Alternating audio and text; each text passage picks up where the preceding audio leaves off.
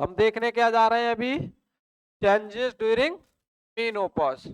Menopause के दौरान कौन से चेंजेस देखने को मिलते हैं, उसमें सबसे पहला कौन सा बताया, वेजाइनल चेंजेस। सबसे पहला कौन सा, वेजाइनल चेंजेस। वेजाना के अंदर, वेजाना के साइज पे क्या इफेक्ट पड़ेगा, कम हो जाएगा, वेजाना का साइज छोटा हो जाएगा, श्रिंक हो जाएगी। वेजाना कैसी हो जाएगी, श्रिंक। बोले तो एट्रोफी देखने को मिलती है वेजाइनल सेल के अंदर। दूसरा, मोर चांसेस होंगे किसके, वेजाइनल इन्फ्लामेशन के। इन्फ्लामेशन के चांसेस बढ़ जाएंगे, क्यों, क्योंकि नॉर्मल फ्लोरा जो होता है वेजाना का वो क्या होता है, चेंज हो जाता है। Change the normal flora of the वेजाना। कौन सा रहेगा रिप्रोडक्टिव एज के अंदर, एट्रोफिक वेजिनाइटिस। Atrophic vaginitis. ये क्या नहीं कर पाता है, ये क्या नहीं कर पाता है, ये ग्लाइकोजन को लैक्टिक एसिड में कन्वर्ट नहीं कर पाता है, इसलिए वेजाना की पीएच भी देखने को मिलेगी।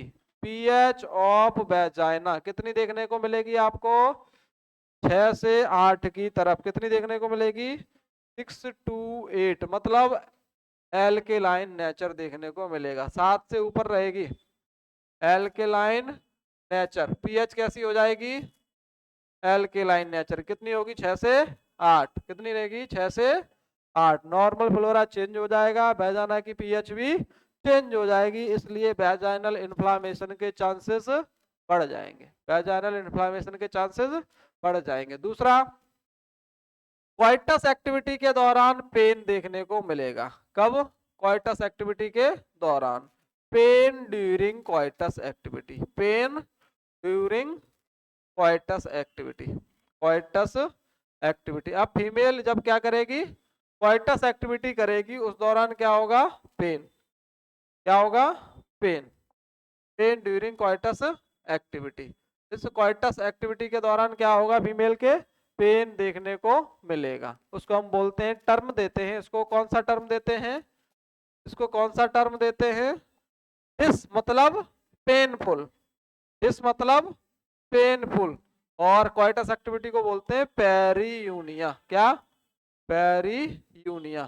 तो क्वाइटस एक्टिविटी के दौरान अगर पेन होता है फीमेल को, क्या टर्मिनोलॉजी देंगे, डिस्पेरीयूनिया। क्या बोलेंगे, डिस्पेरीयूनिया।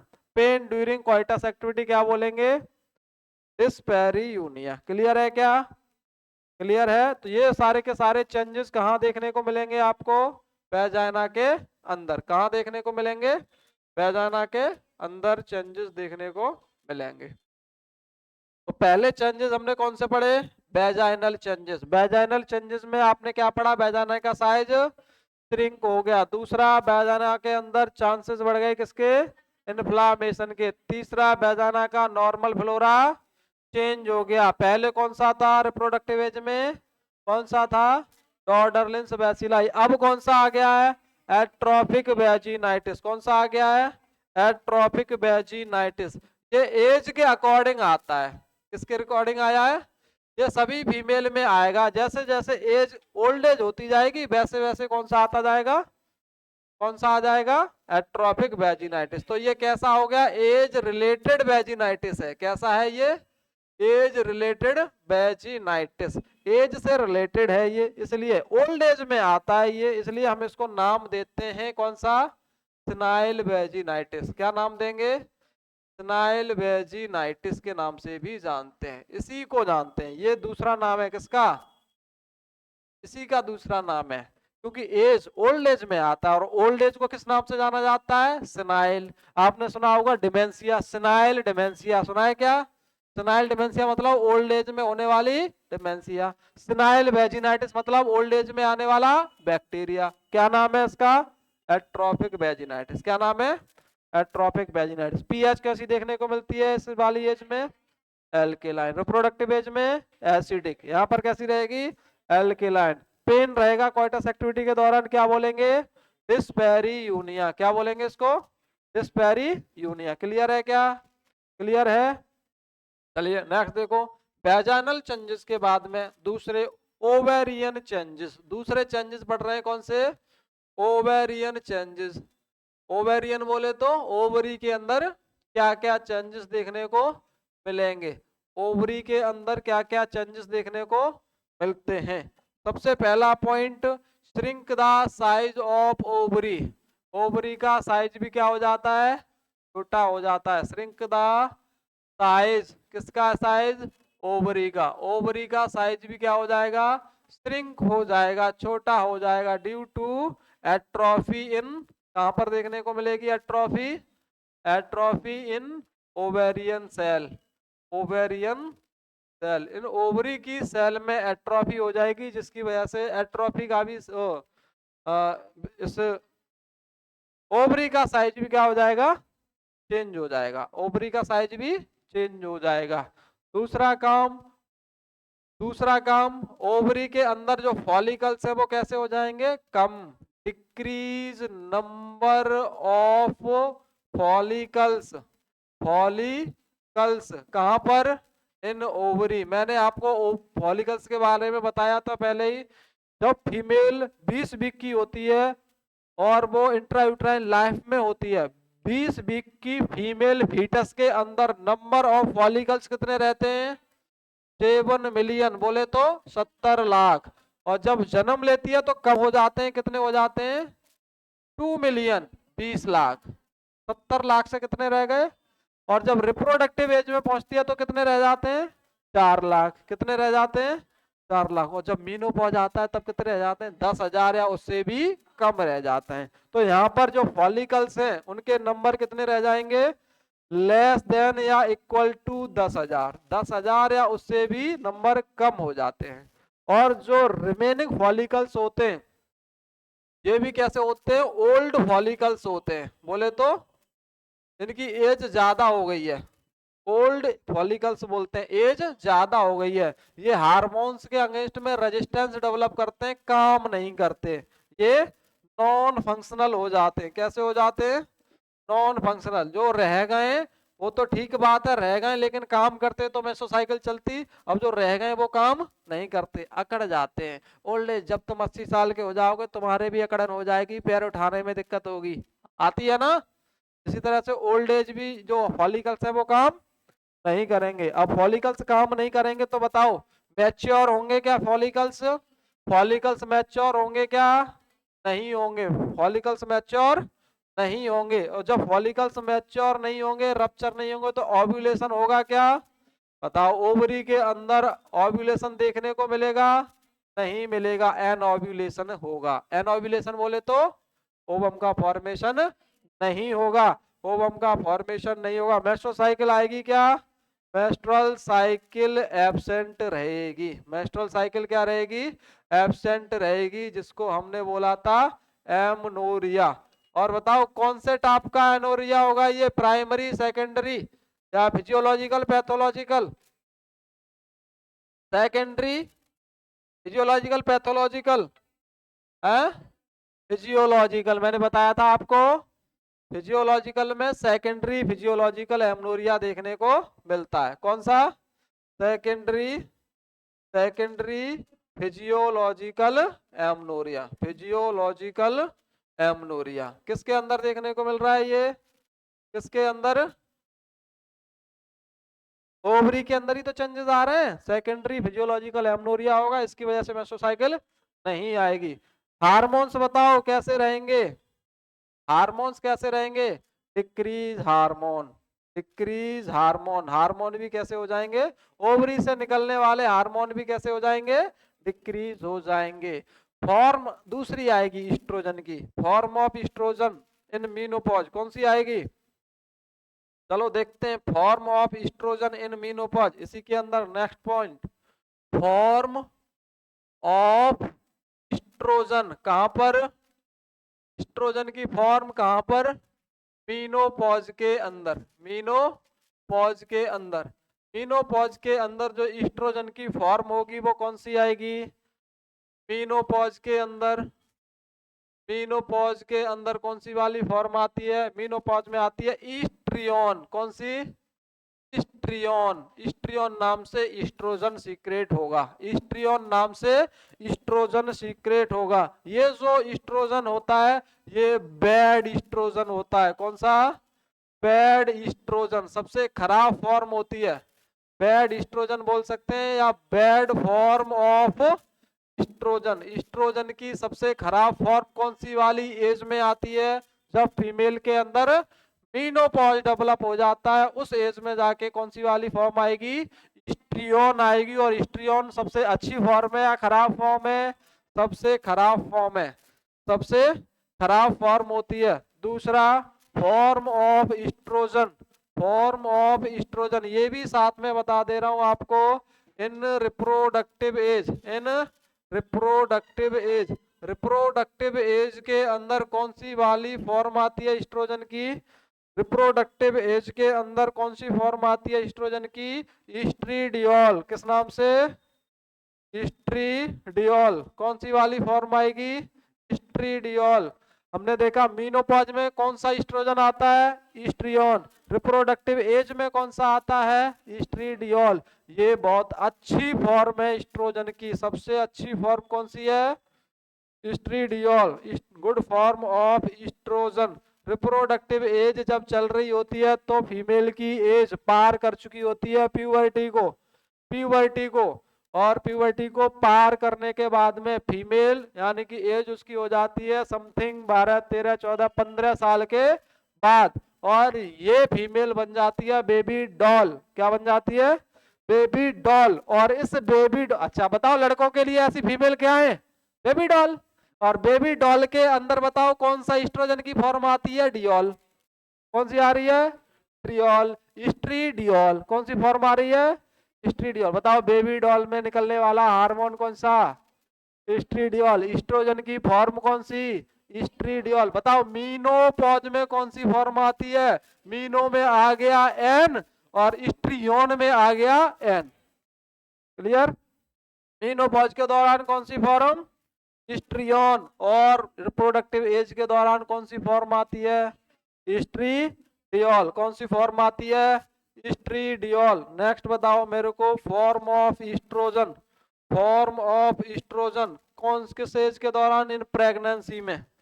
फॉर्म ऑफ ईस्ट्रोजन, ईस्ट्रोजन की फॉर्म कौन सी होती है?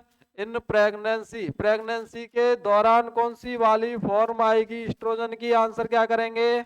आंसर क्या करेंगे? ईस्ट्रियोल। ईस्ट्रियोल। कौन सी फॉर्म आती है? ईस्ट्रियोल। तो तीन फॉर्म बता दी मैंने ईस्ट्रोजन की।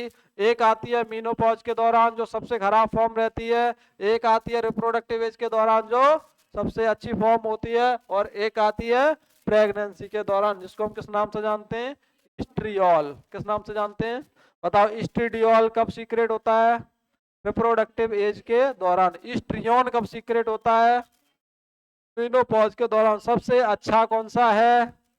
अब बताओ ब्यूटीफुल हार्मोन किसको बोलेंगे तीनों में से? किसको बोलेंगे? ईस्ट्रीडियोल को। यही है ब्यूटीफुल हार्मोन। ब्यूटीफुल हार्मोन कौन सा होता है? ईस्ट्रोजन होता है, वो तो हमको पता है। लेकिन ईस्ट्रोजन के अंदर कौन सा होगा? हार्मोन इन फीमेल, जो फीमेल को ब्यूटीफुल बनाने का काम करता है, जिसकी वजह से फीमेल के अंदर चमक और धमक आती है, वो वाला हार्मोन बताओ। नाम क्या बताएंगे? ईस्ट्रीडियोल। क्या नाम बोलेंगे? ईस्ट्रीडियोल। तो ये हमने सारे के सारे चेंजेस पढ़े किसके अंदर? ओवरी के अंदर। ओवरी के अंदर सबसे पहले हमने क्या देखा? ओवरी के अंदर क्या देखा सबसे पहले? ओवरी के अंदर ओवरी का साइज क्या हो जाता है? छोटा हो जाता है, श्रिंक हो जाता है। फॉलिकल्स की संख्या कम हो जाती है, 10,000 से भी कम हो जाती है। और जो रह जाते हैं वो रेजिस्टेंस डेवलप कर लेते हैं, जिसकी वजह से काम नहीं करते। ओवरी के अंदर फॉलिकल्स काम नहीं करेंगे तो ओवम निकलेगा क्या? एनोव्यूलेशन रहेगा, मेसोसाइकिल एब्सेंट रहेगी, जिसको सेकेंडरी फिजियोलॉजिकल एमनोरिया के अंदर हमने पढ़ा था।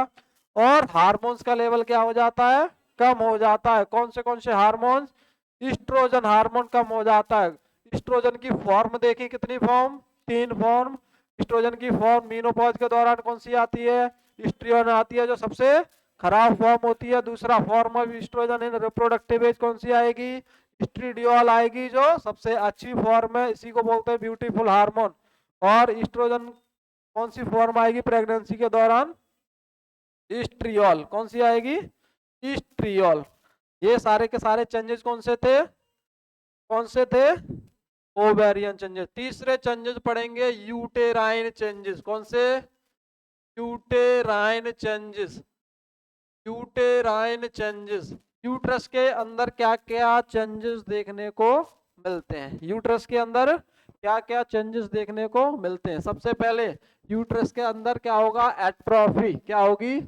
एट्रोफी देखने को मिलेगी। Atrophy of uterus.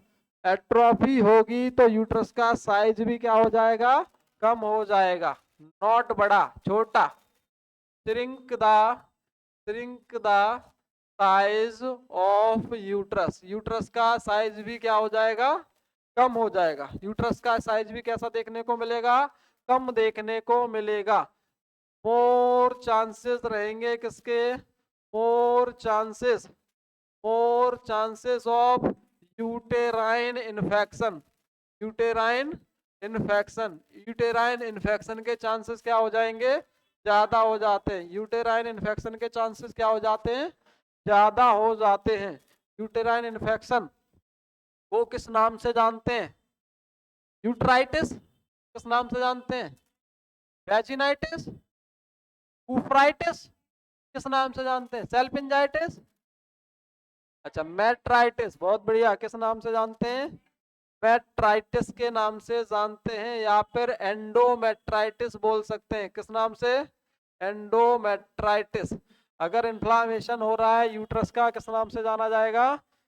मेट्राइटिस या फिर एंडोमेट्राइटिस के नाम से जानते हैं। यूट्रस के अंदर यूट्रस का साइज कैसा हो रहा है? श्रिंक हो रहा है। ठीक है, जिसकी वजह से मसल्स की भी एट्रोफी हो जाएगी, मसल्स लूज हो जाएंगी, जिसकी वजह से यूट्रस की जो पकड़ है वो कमजोर हो जाएगी। यूट्रस के पास मैंने बताया था लिगामेंट्स होते हैं, रस्सियां होती हैं जो यूट्रस को चारों तरफ से बांध के रखती हैं। अब यूट्रस का साइज कम होने की वजह से वो पकड़ क्या हो जाएगी? कम हो जाएगी, जिसकी वजह से यूट्रस अपनी जगह से नीचे आ सकता है। क्या बोलते हैं इसको? More chances of uterine prolapse. Uterine prolapse के चांसेस बढ़ जाते हैं। More chances of uterine prolapse. Uterine prolapse. Uterine prolapse के चांसेस कैसे रहेंगे? बढ़ जाएंगे। यूटेराइन प्रोलैप्स के चांसेस कैसे होते हैं? बढ़ जाते हैं। तो ये सारे के सारे चेंजेस किसके अंदर देखने को मिल रहे हैं? यूट्रस के अंदर। किसके अंदर? यूट्रस के अंदर। यूट्रस का साइज कम होगा तो जिसके अंदर हम देखेंगे body cervix ratio. Body cervix ratio. Body cervix ratio ये भी कम हो जाता है। Ratio of uterus. यूट्रस का हम क्या देख रहे हैं? बॉडी और सर्विक्स का रेशियो देख रहे हैं। तो ये रेशियो आपको अलग अलग देखने को मिलेगा। जैसे कि जब फीमेल बर्थ लेगी उस टाइम पर ये रेशियो कैसा रहेगा? कुछ और होगा। रेशियो ये कैसा रहेगा? कुछ और होगा। बिफोर प्यूबर्टी ये रेशियो चेंज हो जाएगा। प्यूबर्टी से पहले की बात। रिप्रोडक्टिव एज में ये चेंज हो जाएगा। नेक्स्ट मीनोपॉजल एज में कुछ और देखने को मिलेगा। तो ये सारे के सारे हम क्या देखेंगे यहाँ पर? बॉडी एंड सर्विक्स का रेशियो। बॉडी एंड सर्विक्स का रेशियो। बताओ, जब फीमेल जन्म लेती है, बोले तो फीटस जब जन्म लेगी, जब न्यू बॉर्न होगी, तो बॉडी और सर्विक्स का रेशियो कितना होगा? बॉडी का साइज, हम पहले क्या पढ़ रहे हैं? बॉडी। पहले क्या पढ़ रहे हैं? बॉडी। उसके बाद सर्विक्स। बॉडी का साइज कम होता है कंपैरिजन टू सर्विक्स से। कंपैरिजन टू सर्विक्स से। तो बॉडी का साइज कम होगा कंपैरिजन टू सर्विक्स। सर्विक्स का साइज डबल होगा, बॉडी का साइज कम होगा। फीमेल ने जब जन्म लिया, फीटस ने जन्म लिया एट बर्थ पे, सर्विक्स का साइज डबल होता है कंपैरिजन टू बॉडी। बॉडी का साइज कम होता है, सर्विक्स का साइज ज्यादा हो जाए। तो रेशियो कितना होगा? 1:2। फीमेल पहुंच गई प्यूबर्टी तक। अभी प्यूबर्टी आई नहीं है, प्यूबर्टी से पहले चेक करोगे आप तो उसमें देखने को मिलेगा दोनों का रेशियो कैसा हो जाता है? बराबर। 1:1। कितना होगा? 1। Before puberty ratio of body and cervix कितना देखने को मिलेगा? 1:1। कितना देखने को मिलेगा? 1:1। सर्विक्स का और बॉडी का साइज लगभग इक्वल होगा। लगभग इक्वल होगा। और यही सर्विस रेशियो देख रहे हैं रिप्रोडक्टिव एज के अंदर। अब फीमेल की एज हो गई रिप्रोडक्टिव एज, यानी चाइल्ड बियरिंग एज। तो इसके अंदर ये साइज हो जाता है 2:1, 2 बॉडी और सर्विक्स का रेशियो देखेंगे, बॉडी का साइज डबल हो जाता है कंपैरिजन टू सर्विक्स। मैंने आपको बताया भी है।